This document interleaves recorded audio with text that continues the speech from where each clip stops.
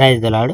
ప్రభువైన యేసుక్రీస్తు వారు ఈరోజు మనకు అందిస్తున్నటువంటి వాగ్దానం యెహెజ్కేలు 36వ అధ్యాయం 34వ వచనం. పాడుగాను నిర్జనముగాను అగుపడిన భూమి సేద్యం చేయబడును.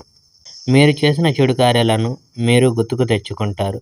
మీరు చేసినవి మంచి పనులు కావని తెలుసుకునే జ్ఞానం మీకు కలుగుతుంది. మీరు చేసిన పాపాలకు, మీరు పాల్పడిన భయంకర కృత్యాలకు మిమ్మల్ని మీరే ఆశ్రయించుకుంటారు. నా ప్రభువైన యెహోవా ఈ విషయాలు చెప్తున్నాడు. ఇది మీరు గుర్తుపెట్టుకోవాలని నేను కోరుకుంటున్నాను.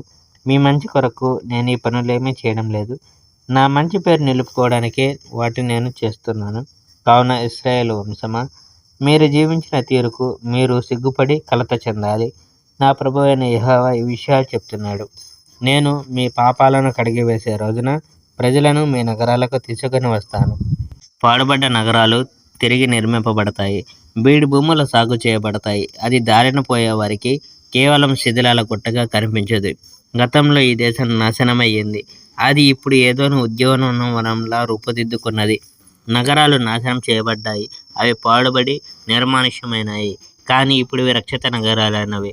వాటిలో ప్రజలు ఇప్పుడు నివసిస్తున్నారు అని వారు చెప్పుకుంటారు. దేవుడు ఇలా చెప్పాడు, నీ చుట్టూ ఉన్న దేశాలు నేను యెహోవానని, ఆ పాడైపోయిన ప్రాంతాలను పునరుద్ధరించానని తెలుసుకుంటాయి. ఖాళీగా ఉన్న ఈ నేలలో నేను మొక్కలు నాటాను. నేనే యెహోవాను. నేనే ఈ విషయాలను చెప్పాను. అవి జరిగేలా చేస్తాను. నా ప్రభువైన యెహోవా ఈ విషయాలు చెప్తున్నాడు.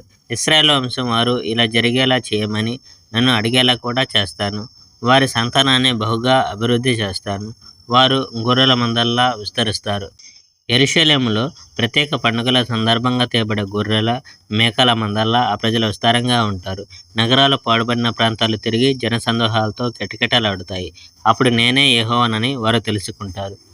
Praise the Lord. May God bless our India.